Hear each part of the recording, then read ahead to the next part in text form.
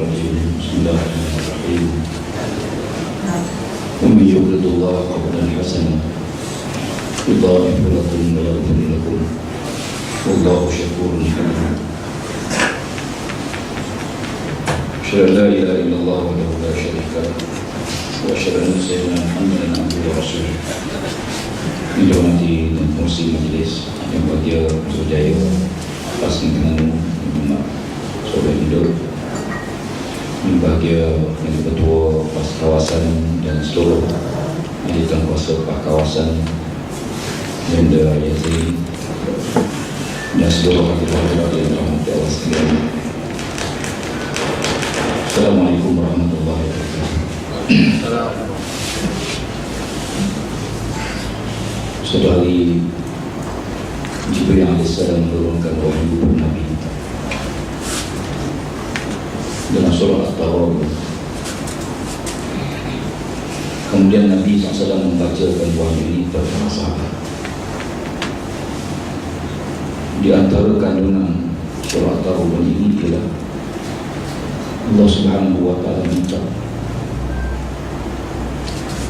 Allah nak pinjam duit, Allah nak pinjam harta yang ada pada tuan.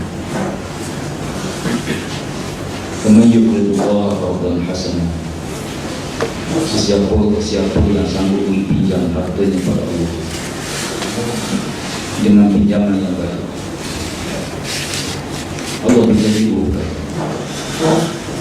Yang janji bukan Sujaya, yang janji bukan di kawasan, yang janji bukan Presiden, bukan Rasulullah. Yang janji Allah. Allah berjanji bukan. Yang pertama, Allah nak pulang balik yang tuan-tuan boleh pinjam itu dengan lebih baik daripada jumlah yang tuan-tuan boleh pinjam.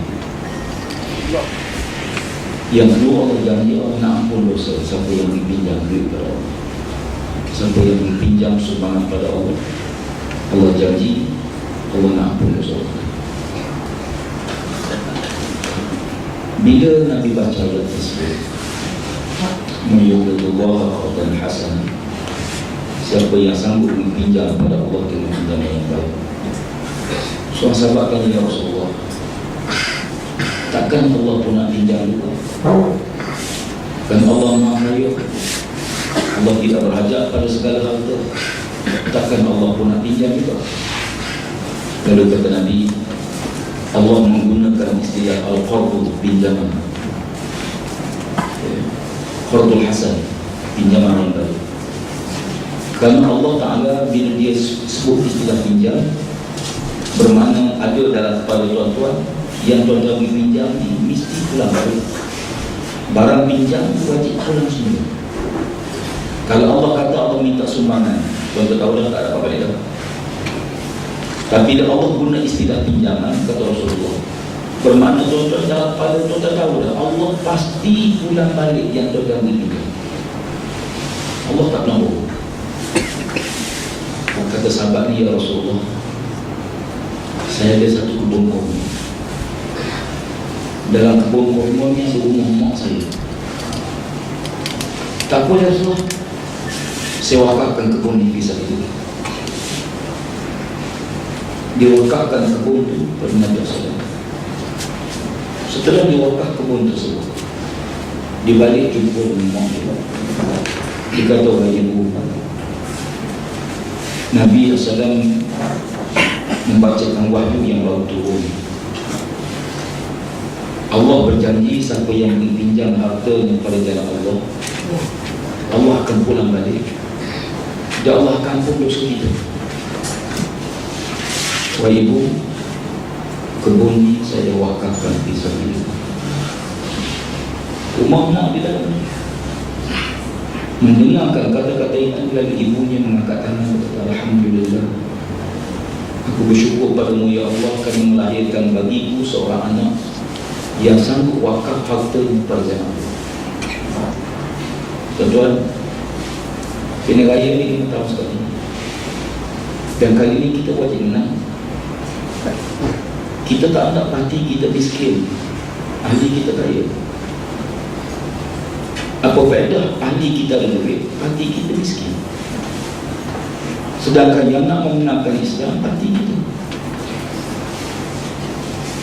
InsyaAllah nak ikram lah minta tersebut. Saya sanggup-sanggup di kalangan kita yang hadir untuk wakaf lebih pada biasa, untuk kalian, untuk wilayah. Dan duit ini amanah pada kawasan, guna sepenuhnya untuk wilayah. Allah janji dua. Pertama, Allah ganti balik. Sebab Allah akan ganti balik. Yang tu, aku nak ampun dosa kita. Kata seorang ulama, aku tidak bimbang sedikit dengan amalan, tapi aku bimbang kalau Allah tak ampun dosa. Aku tidak bimbang sedikit dengan amalan, tapi aku bimbang kalau Allah tidak ampun dosa. Lalu orang bertanya kepada dia, kenapa Tuhan? Dia kata, kalau sedikit amalan itu mungkin menetap dalam syurga berubah, tapi kalau Allah tak ampun dosa aku tidak layak masuk syurga. Tuan-tuan, Allah janji siapa yang beri sumbangan, Allah nak ampun dosa dia. Allah nak ampun dosa dia. Memang kerja syaitan membisikkan kemiskinan. Bila kita beri sumbangan sabilillah, kita rasa miskin. Kita belanja pada benda lain, tak rasa miskin. Tak rasa pun. Kita belanja kawan makan 100-200, tak rasa miskin. Dan bila nak sumbang fisabilillah, syaitan akan rasakan kita miskin. InsyaAllah mana ikrar. Siapa di kalangan tuan-tuan yang hadir sanggup Allah sabilillah untuk bela raya sebanyak RM1,000. Soal, silakan. Allahumma salli ala sayyidina Muhammad. 1, 2, 3, 4, 5, 6, 7, 8, 9, 10. Lagi? Tak. 10 orang. Berapa ribu? 10,000. 10,000. Yang sanggup 1,000 seorang, kita ada 10. Siapa yang sanggup 900? Tak ada. 800. 700. InsyaAllah seorang. 600. 500. InsyaAllah 500. InsyaAllah wakaf sabilillah. 1, 2, 3, 4. 500 orang. 12,700. 400. InsyaAllah seorang. 300. InsyaAllah seorang. 200. 1, 2, 3, 4, 5, 6. 100. 100 wajib semua. Semua wajib 100. Boleh? 5 tahun sekali ya. 5 tahun kita nak menang. Kita tak nak ahli kita banyak duit, parti kita sesat miskin. Nak pergi poster kena merayu undi, cari duit. Nak buat tugas pun kita kena cari duit. Kita nak dana, kita ada cukup, kita nak buat tidak terganggu. Islam wajib menang kali ini. Islam mesti menang dalam bela kali ini. Kekalahan kita pada kali 13 ini dianggap dia akan menipu musibah yang besar sebab pelaya berikut. Sebab itu sebagian besar para pengkaji menjangkakan bahawa pelaya ke-13 ini pelaya kali sengit dalam sejarah pelaya Malaysia. Bermakna kalau persaingan sengit ini kita gagal mengambil kesempatan, tinggal dia sebut, kita tak mungkin jumpa lagi suasana sebegini pada masa depan. Dan disebut oleh para ulama bahawa kita sekarang berada di ambang kebangkitan semula Islam.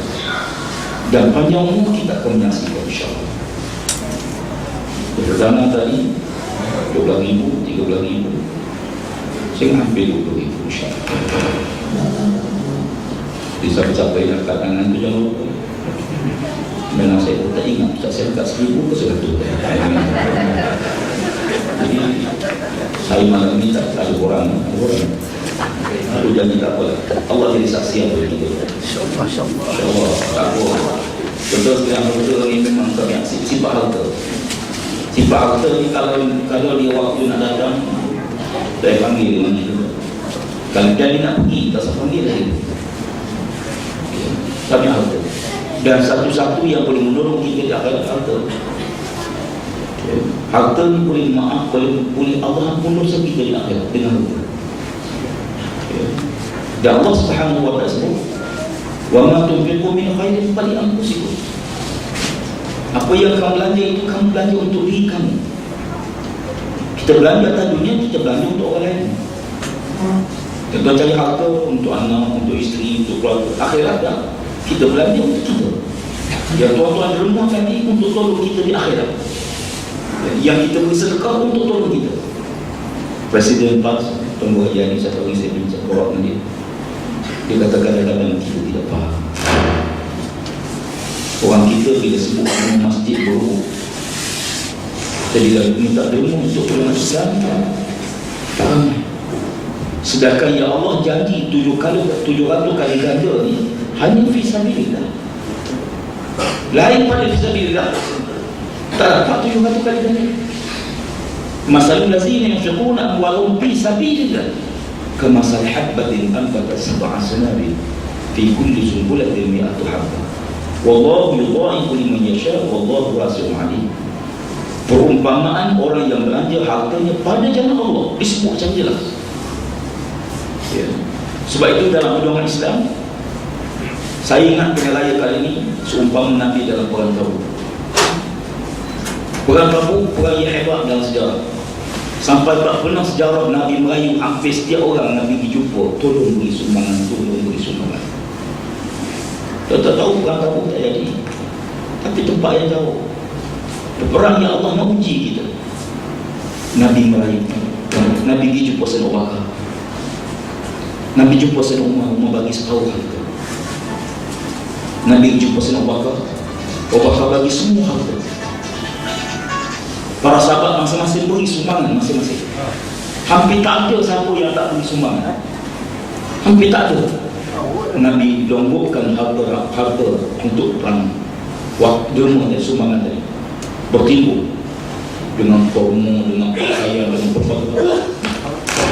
Tapi yang paling atas sekali tu, dan lombokan yang banyak itu, yang atas sekali, Nabi menerima pada waktu pagi subuh. Hampir-hampir Nabi nak tolak seorang sahabat yang kudung dua tangan. Riwayat mengatakan dia juga kudung kakinya. Sekali malam itu Nabi merayu sumbangan untuk sabilillah, untuk perjuangan itu. Dia tahu dia miskin, dia tak ada apa-apa. Bila Nabi minta sangat, dia rasa pelik. Akhir malam itu dia pergi ke rumah seorang lelaki Yahudi di Madinah, orang kaya. Dan dia kata, aku datang ke rumah kamu malam ini untuk kamu minta kerja dengan kamu. Berikan aku kerja malam ini yang aku boleh selesaikan subuh pagi besok. Laki-laki terima dia kurung. Kamu bawa kerja apa? Apa kerja yang kamu boleh buat? Kata sahabat ni, kamu tengok aku, kamu fikirlah sendiri apa yang boleh buat. Dia kudung nak fikir nak buat kerja apa. Nak jadi YB tak boleh, nak tanding tak boleh. Dia kata, kamu boleh tak ambil air daripada gigi, kamu siram anak-anak korma. Dia ni ada tangan korma, dia anak korma tu anak. Boleh tak kamu ambil air, kamu siramkan korma, anak korma, aku akan bayar upah. Dia kata boleh. Malam tu dia start kerja daripada Isyak sampai subuh, tak berhenti. Punya seksa yang nak naikkan setimba air tu, dengan dua tangan dia kudung, dia ambil air, dia gigit tali timba tu dengan gigi dia, dia tarik ke atas, dia pegang dengan tangan di kudung, dia gigit lagi, tarik, nak naikkan satu timba. Punya seksa, insyaAllah. Setelah timba air naik, dia pegang dengan tangan kudung, dia pergi jurus dorong anak orang. Daripada maghrib saya kerja sampai Isyak, sampai subuh. Saya daripada Isyak sampai subuh. Setelah siang dia pergi jumpa Yahudi tadi. Dia kata, tuan saya dah siapkan kerja. Yahudi terima, siap semua. Tapi Yahudi bagi hadiah tak diupah segantang korma. Digigit bekas korma, dia belangi jumpa Nabi, ya Rasulullah, inilah yang aku boleh beri sumbangan peperangan kali ini, ya Rasulullah. Nabi tengok dia pudung kedua kaki tangan. Nabi ambil korma dia, Nabi letak atas. Sebab tu kata Rasulullah, aku lihat 1000 dinar berlomba dengan 1 dinar.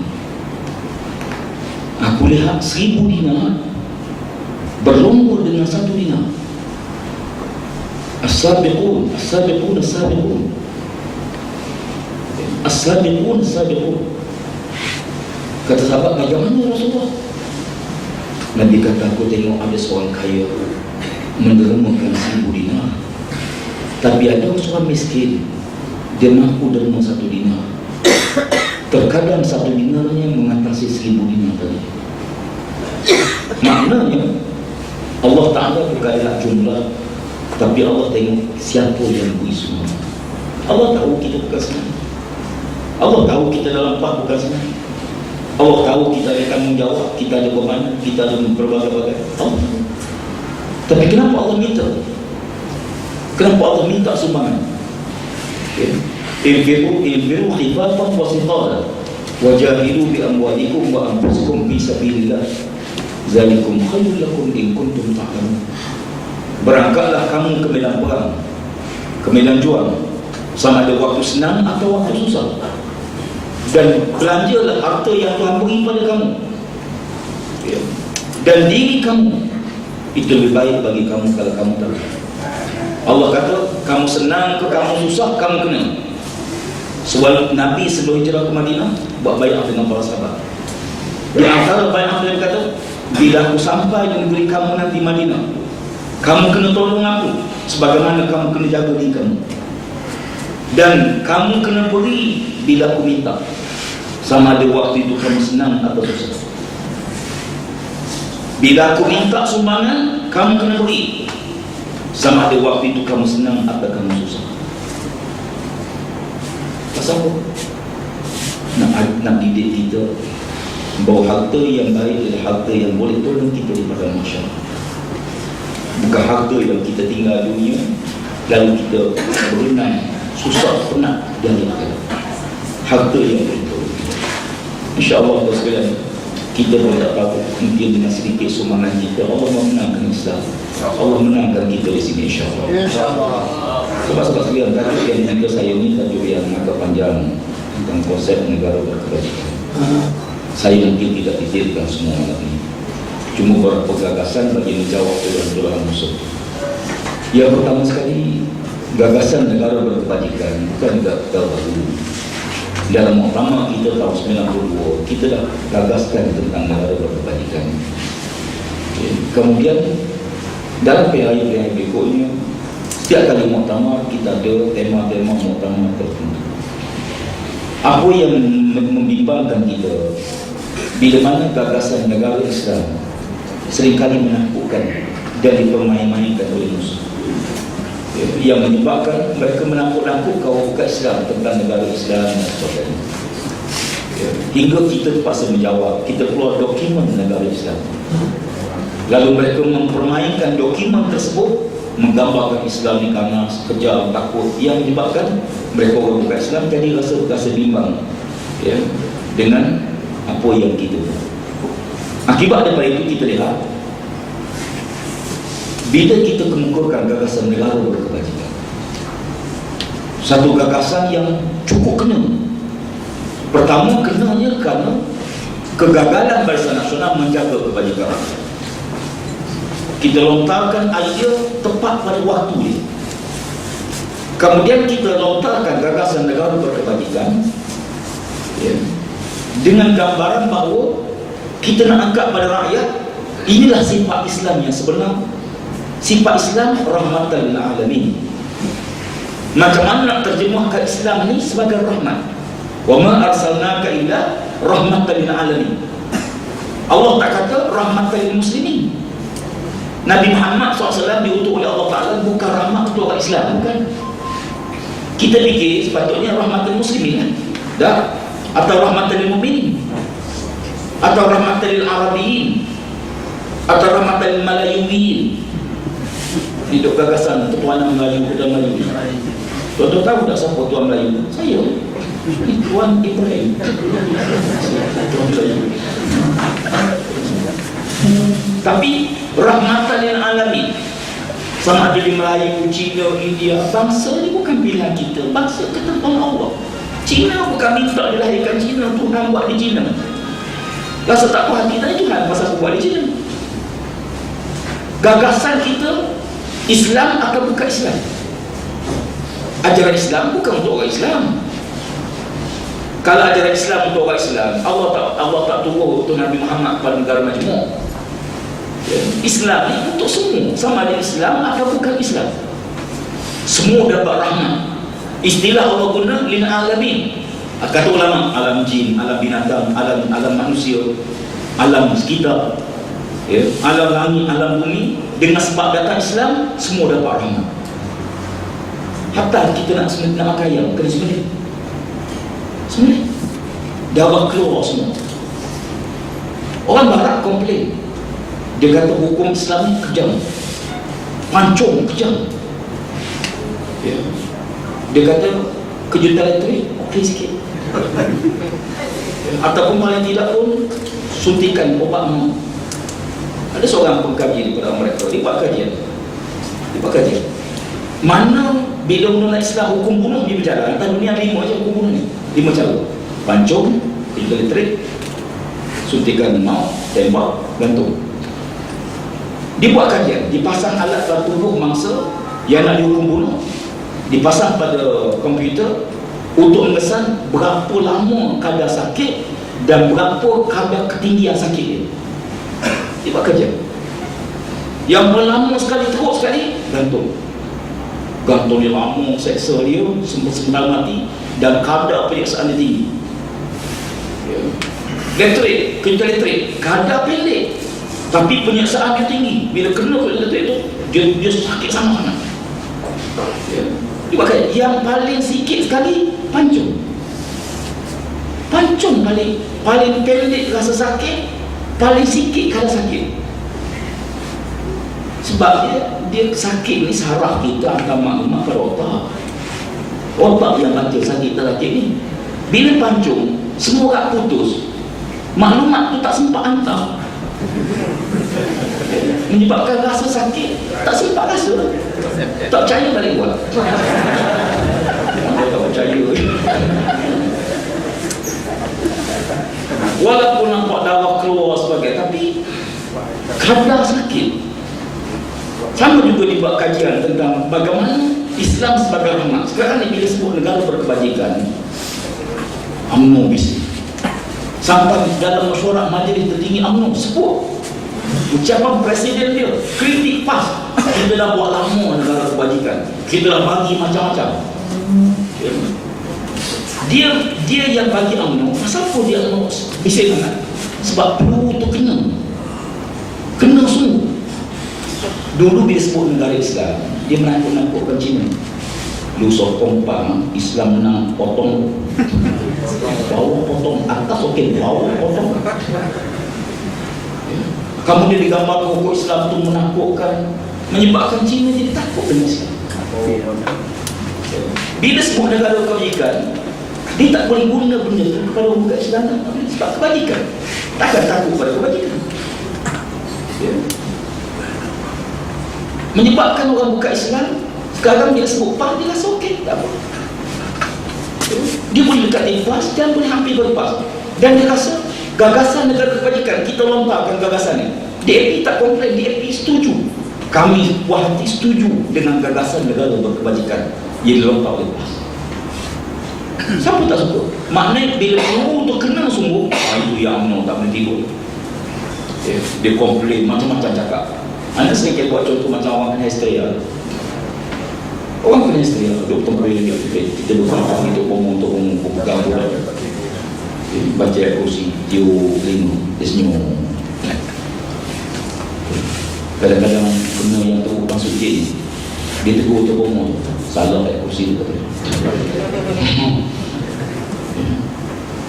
Baca 3 kod, tiup ke ubun, dia senyum. Faham kan? ambil lada hitam, picit kaki, bertepik.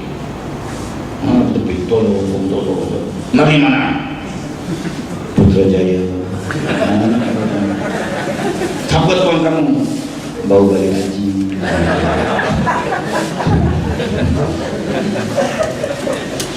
Baru dia kena. Sebab tu bila kita tembak peluru ni, yang penting bukan banyak peluru, yang penting biar kena.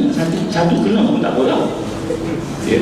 Bila kita lontar negara berkebajikan, kita beritahu yang kita buat apa nak buat ini, gagasan kita bukan negara kebajikan, bukan welfare state, bukan negara kebajikan macam di Amerika, macam di Britain, macam di Belanda, bukan. Negara berkebajikan. Negara berkebajikan diterjemahkan, didefinisikan sebagai sebuah negara iaitu sebuah negara yang berjalan di dalamnya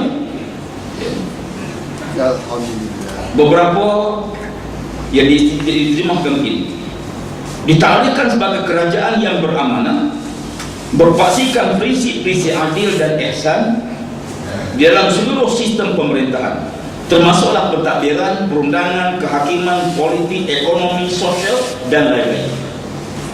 Bagi negara yang beramanah, bila sebut negara beramanah, pemimpinnya beramanah dengan Allah, beramanah dengan rakyat, beramanah dengan pengundi, beramanah dengan adik dia.